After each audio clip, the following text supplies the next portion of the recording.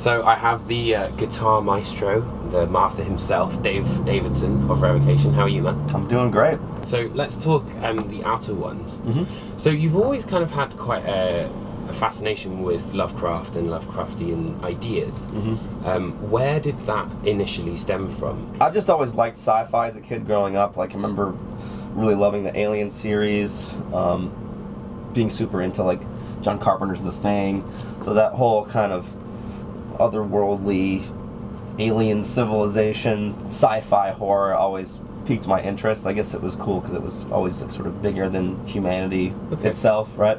And then digging into Lovecraft, I sort of realized that he was really kind of the granddaddy of that sci-fi horror genre in a lot of ways. I mean, certainly there was writers that discussed aliens and stuff like that, but he really created this whole like universe of horror with like, you know, multi-dimensional beings and all this like really out there stuff for the time. What was super interesting to me too is that he never like left Rhode Island either. Like, you know, he had this whole kind of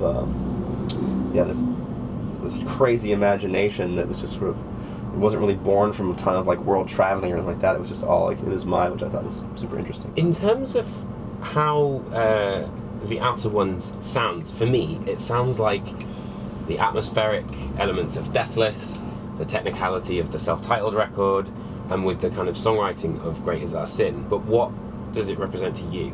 With the Outer Ones, I feel like all the death metal influences that have always been present in our sound are just dialed up even more. So we just kind of turned it up to 11 on this newest one. So what made you want to turn it up to 11 with the death metal sort of stuff?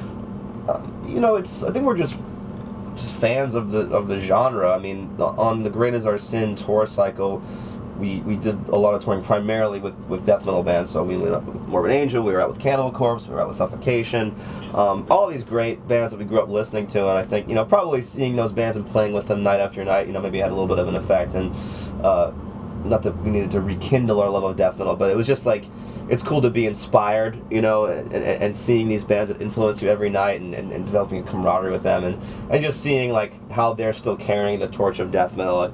So it was kind of cool to be like, all right, let's really double down on these death metal elements of our sound and bring those to the forefront. And then I think, you know, just in general, death metal tends to be the genre that all of us collectively listen to the most out of extreme metal. I mean, I still listen to like a lot of my favorite thrash bands, of course. Like, you know, if I feel like nostalgic for like putting on like Megadeth, the other night I was listening to like, you know, X-Word the Law, and I think we also like really scratched that thrash itch throughout our catalog. You know, like, I mean, when I was a kid, I was probably listening to more thrash at the time, whereas, you know, or maybe like a mix of thrash and death metal, whereas now focus on like the more like if I'm going back to old bands or listening to new stuff, like I said, it's more death metal. Do you think that Revocation, you've kind of created your own sound in death metal? I'd like to think so, yeah. I mean, I remember I've had a lot of great teachers growing up, and one of the things that a lot of them instilled in me is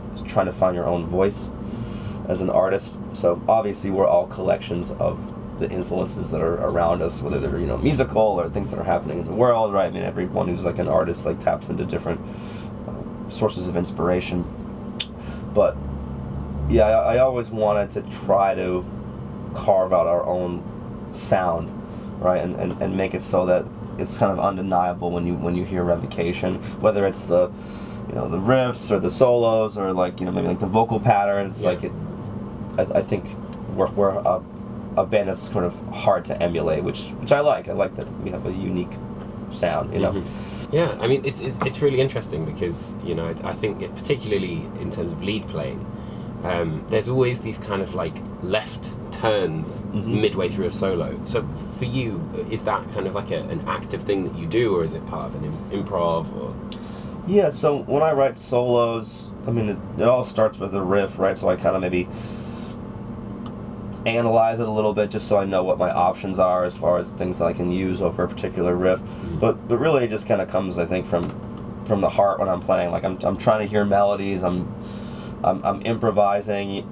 I'll take a solo and just like loop it over and over again on like a like in like GarageBand or in Logic or something like that, just until I start to hear ideas or something. And sometimes nothing comes out right away. It might be like 20 loops in, or I might be playing over the same solo section for like an hour before I start to really like develop like lines and ideas.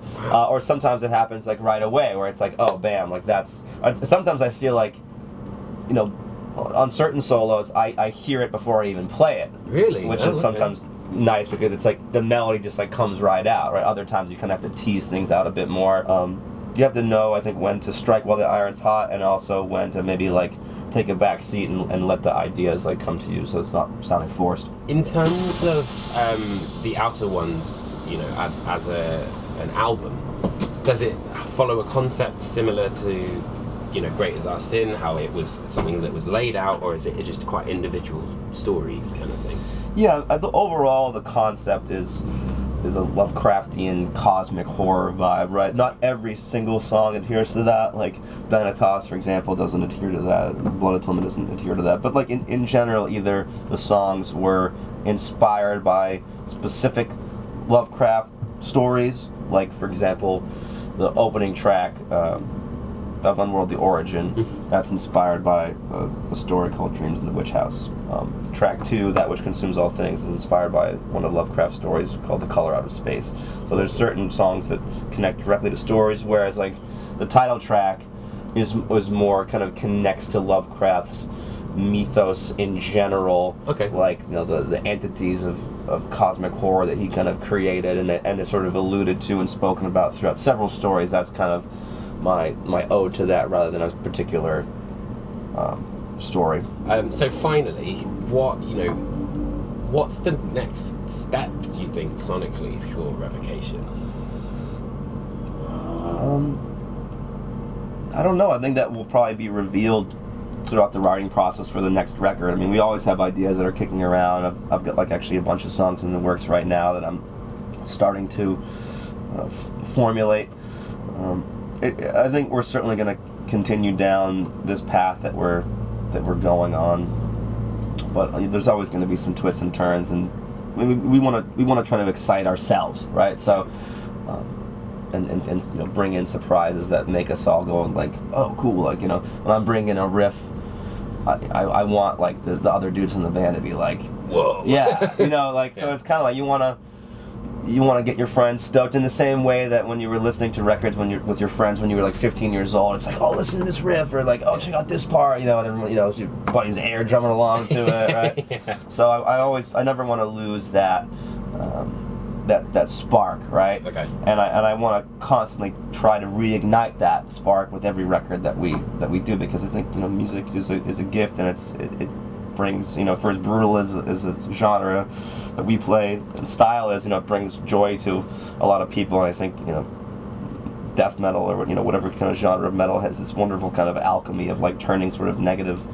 emotions or connotations into something that a bunch of people can come together and like turn into a positive thing, and like kind of let the demons out in a way, in a positive, productive way. Awesome, man. Well, thank you so much for having a chat, dude. I really appreciate it. Appreciate it.